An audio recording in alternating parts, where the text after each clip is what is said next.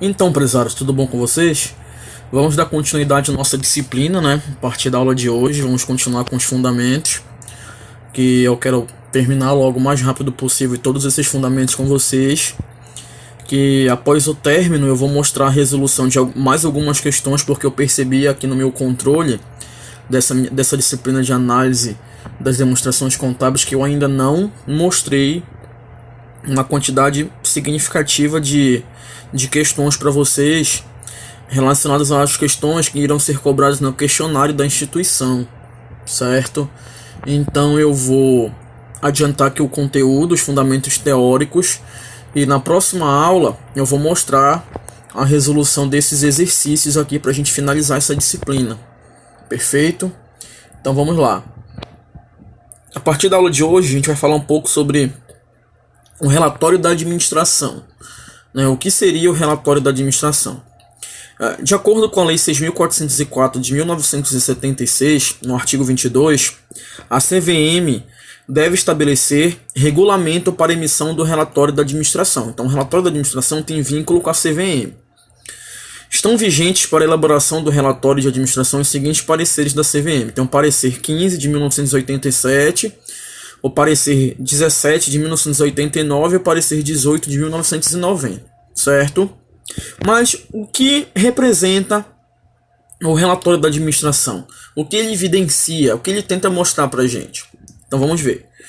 O relatório da administração deve evidenciar os negócios sociais e principais fatos administrativos ocorridos no exercício, os investimentos em outras empresas, a política de distribuição de dividendos e de reinvestimentos de lucros e outras informações relevantes. Então, a essência do relatório da administração é esse parágrafo que eu acabo de fazer a leitura e tem essa marcação. O relatório da administração deve evidenciar os negócios sociais e principais fatos administrativos ocorridos no exercício. Os investimentos em outras empresas devem constar no relatório da administração. A política de distribuição de dividendos também com os acionistas devem estar relatados no relatório da administração. E também a política de reinvestimento de lucros e outras informações relevantes. Então, todas essas informações aqui citadas devem constar no relatório da administração, certo?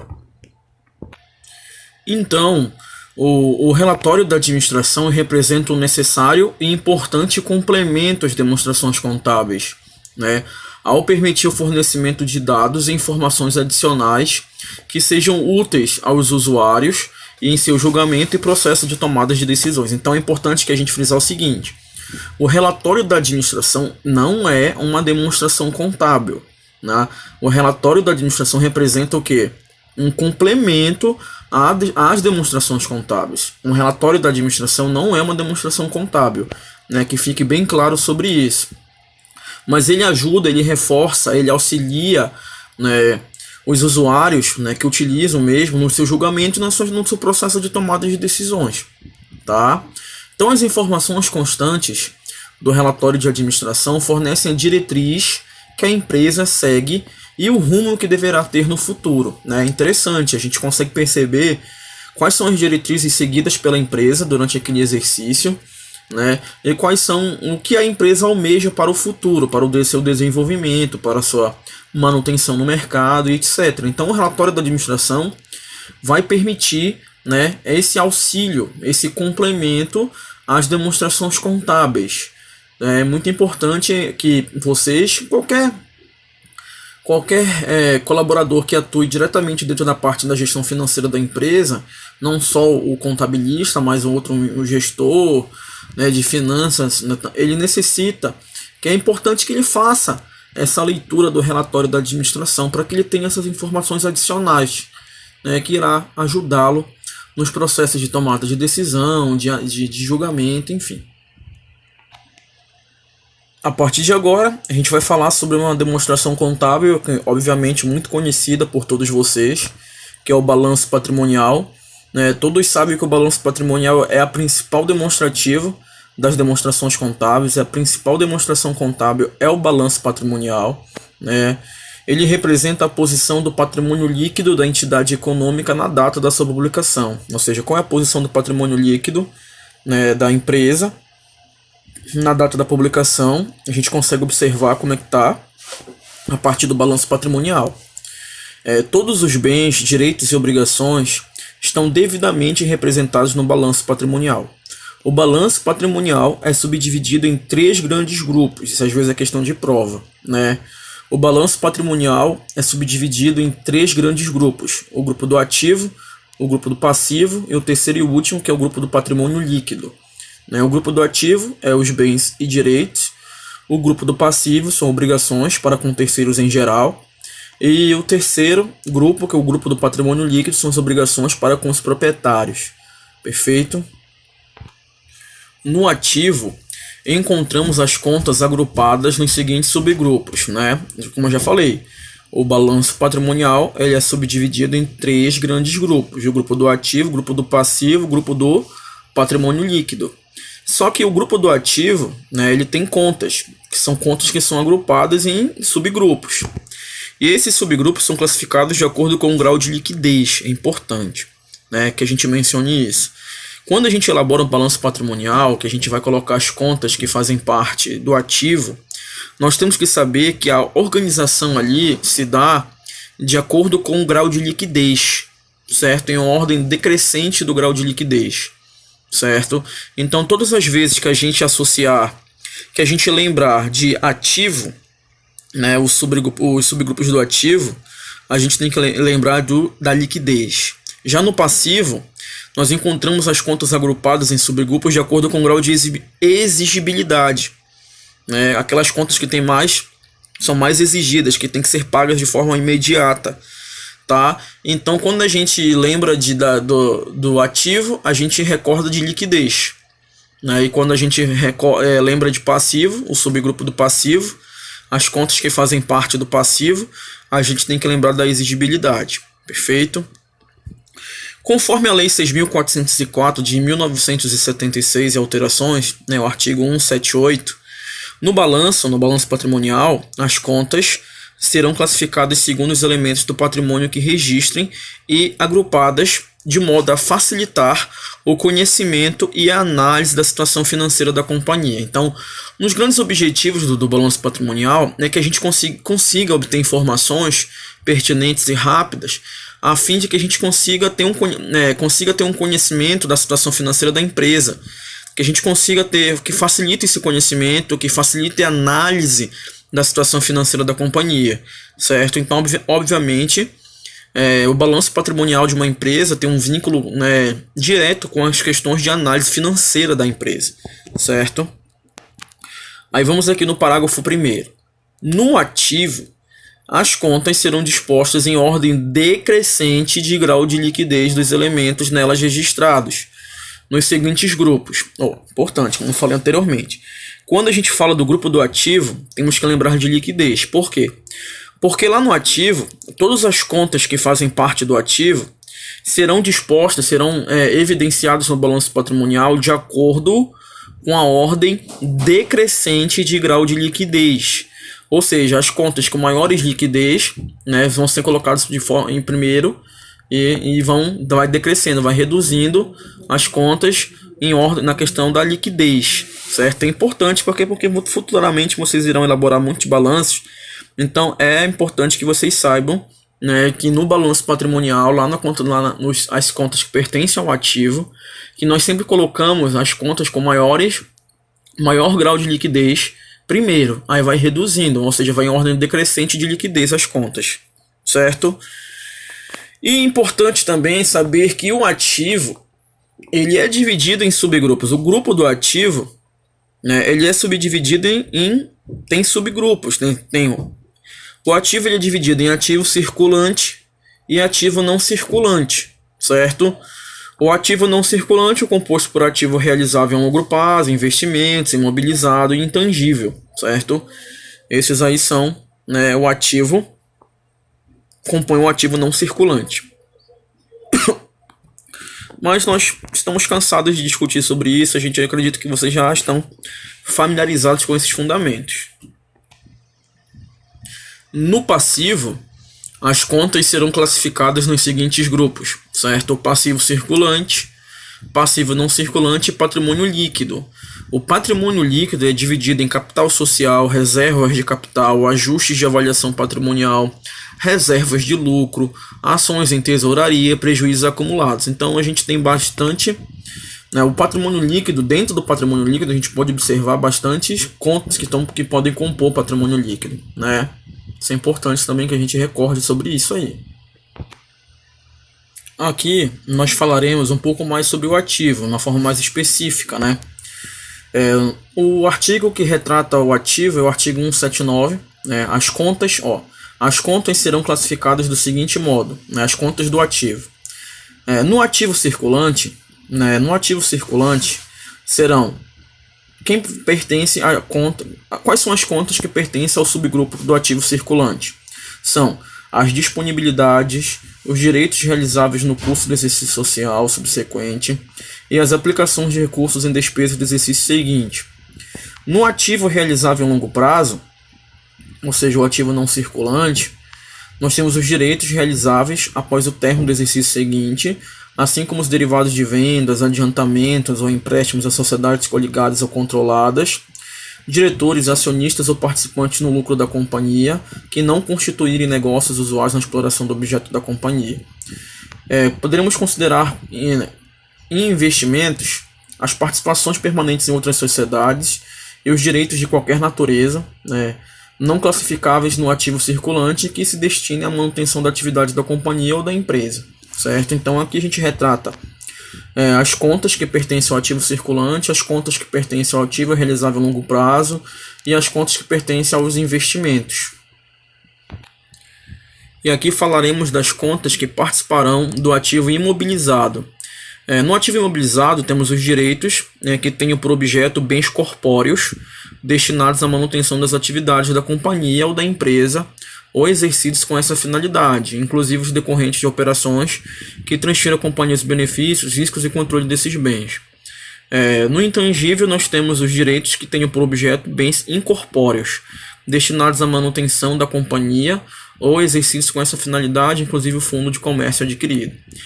Parágrafo único. Na companhia em que o ciclo operacional da empresa tiver duração maior que o exercício social, a classificação no circulante ou longo prazo terá por base o prazo desse ciclo. É difícil que isso aconteça, né, que o ciclo operacional da empresa tiver uma duração maior do que o exercício social. É muito difícil que aconteça. Geralmente a gente sempre vê o ciclo operacional da empresa que dura geralmente o exercício social, né, os 12 meses. Enfim, a partir de agora iremos falar um pouco sobre o passivo exigível, certo? O passivo, falamos do ativo, vamos falar um pouco do passivo. As obrigações da companhia, inclusive financiamentos para aquisição de direitos do ativo não circulante, serão classificados no passivo circulante quando se venceram no exercício seguinte, e no passivo não circulante se tiverem vencimento em prazo maior. Observado o disposto no parágrafo único do artigo 179 dessa lei, certo? Interessante. Agora a gente vai falar um pouquinho sobre o patrimônio líquido. Eu resolvi mostrar aqui essa figura para vocês que representa o balanço patrimonial, porque ao invés de falar diretamente de patrimônio líquido, a gente consegue, verificar aqui a questão da figura que representa o balanço patrimonial. O balanço patrimonial ele é formado por três grupos, no grupo do ativo, do passivo e do patrimônio líquido. Vocês podem perceber essa seta aqui de liquidez, né, do ativo, porque em ordem decrescente de liquidez que são as contas são colocadas. E ao lado aqui direito, no passivo, a exigibilidade também em ordem decrescente de exigibilidade. O ativo ele pode ser formado por ativo circulante, ativo não circulante, né? O ativo não circulante ele é dividido em realizável em longo prazo e o permanente. Ativo circulante compreende contas que estão constantemente em giro. Sua conversão em dinheiro ocorrerá no máximo até o próximo exercício social. E temos aqui o ativo não circulante, que é dividido em realizável em longo prazo e permanente. O realizável em longo prazo são bens e direitos que se transformarão em dinheiro a partir do exercício social seguinte, ou seja, a longo prazo, mas nós temos certeza que irão ser transformados em dinheiro. Já o ativo permanente, que pertence ao ativo não circulante, são bens e direitos que não se destinam à venda e têm vida útil muito longa, longa mesmo.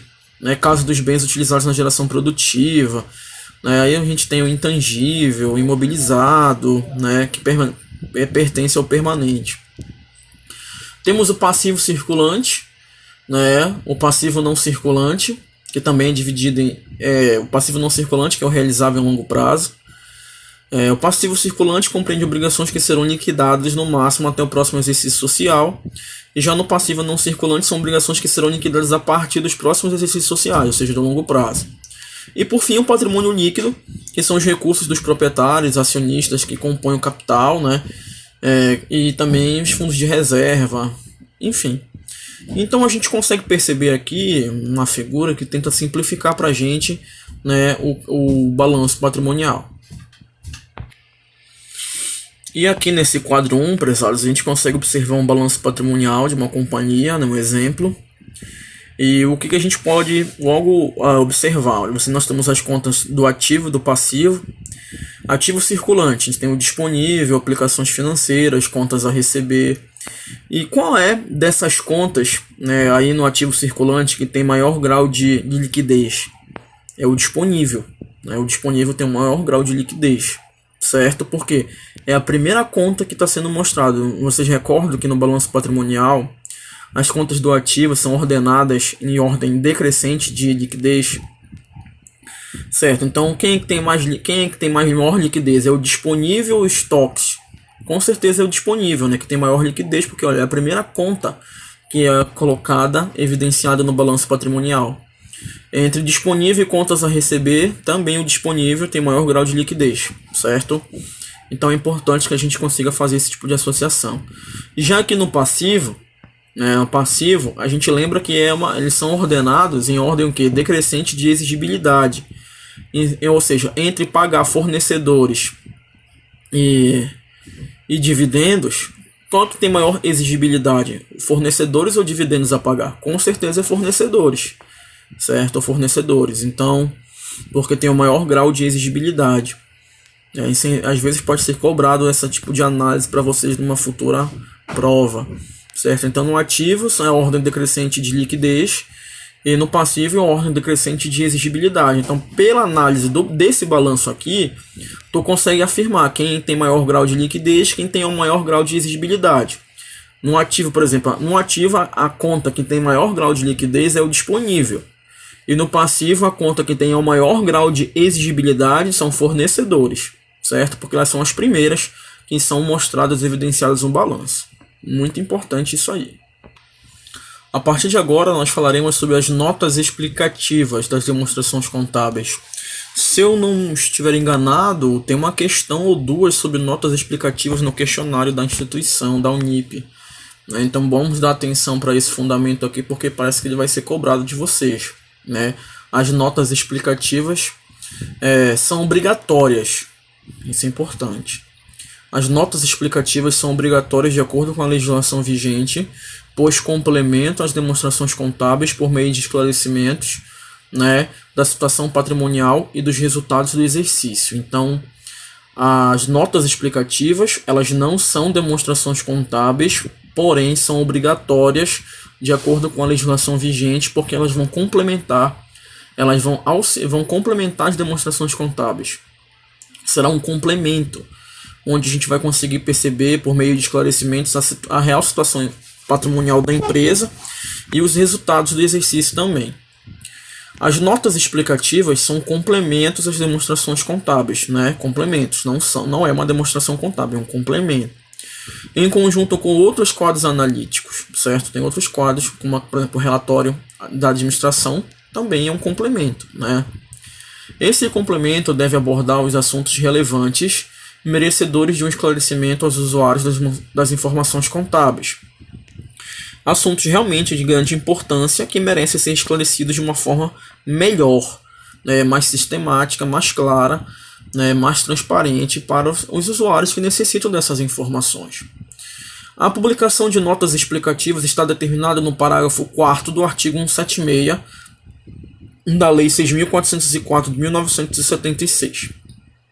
Concomitantemente, ou seja, de uma forma paralela, a CVM apresenta a recomendação acerca dos assuntos relevantes que devem ser abordados para melhor entendimento das demonstrações contábeis. Então, quais são essa junção desses assuntos relevantes que são estipulados pela CVM e que também são abordados nas notas explicativas?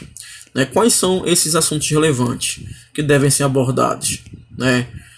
O artigo 176, parágrafo 4º, que é notas explicativas, as demonstrações serão complementadas por notas explicativas e outros quadros analíticos ou demonstrações contábeis necessárias para o esclarecimento da situação patrimonial e dos resultados do exercício.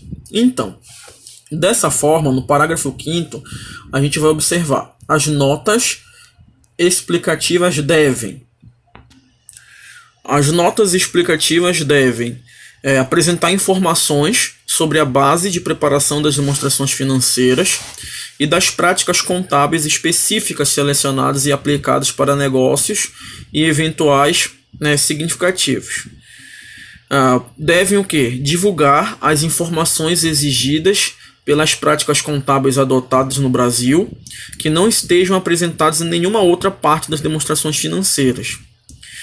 As demonstrações explicativas devem fornecer informações adicionais não indicadas nas próprias demonstrações financeiras e consideradas necessárias para uma apresentação adequada. E ela deve indicar os principais critérios de avaliação dos elementos patrimoniais, especialmente estoques, dos cálculos de depreciação. Tudo isso tem que ser mostrado nas notas explicativas. Indicar os principais critérios de avaliação dos elementos patrimoniais, especialmente estoques, dos cálculos de depreciação, amortização e exaustão, de constituição de provisões para encargos ou riscos e dos ajustes para atender às perdas prováveis na realização de elementos do ativo. Isso aqui eu acho que, dentre todos esses itens que as notas explicativas devem indicar, esse ponto da letra A é um dos pontos mais importantes e relevantes que devem ser abordados nas notas explicativas, que todo mundo consegue observar quando vai fazer essa leitura dessas notas. As notas explicativas devem indicar também aqui, a letra B, os investimentos em outras sociedades quando relevantes. Letra C, o aumento de valor de elementos do ativo resultante de novas avaliações. Letra D, os ônus reais constituídos sobre elementos do ativo, as garantias prestadas a terceiros e outras responsabilidades eventuais ou contingentes. Letra E, a taxa de juros, as datas de vencimento e as garantias das obrigações em longo prazo. É importante, nas notas explicativas te indicam essas informações também. E também as notas explicativas devem indicar o número, espécies e classes das ações do capital social. Indicam também as opções de compra de ações outorgadas e exercidas no exercício, indicam os ajustes de exercícios anteriores e os eventos subsequentes à data de encerramento do exercício que tenham ou possam vir a ter efeito relevante sobre a situação financeira e os resultados futuros da companhia. Então, as notas explicativas, elas são muito importantes, elas são obrigatórias, elas complementam as demonstrações contábeis e podem indicar diversas situações pertinentes e importantes para o usuário das demonstrações contábeis, para o usuário dessas informações que necessitam das mesmas. E como eu falei anteriormente, as notas explicativas têm uma relação com o CVM. E como a gente vai estudar aqui na parte 2 da nossa aula, que é o parecer de orientação do CVM número 18, de 18 de janeiro de 1990, que dá esse parecer sobre as notas explicativas. Esse é um parecer do CVM, Conselho de Valores Imobiliários, certo? Que tem uma ligação também. Então, essa foi a primeira parte da nossa aula de hoje. A gente já começou a adiantar bastante o conteúdo. Vamos pular agora para a parte 2, para a gente tentar finalizar essa unidade. E na próxima aula a gente vai exercitar bastante, certo? Vamos para a parte 2.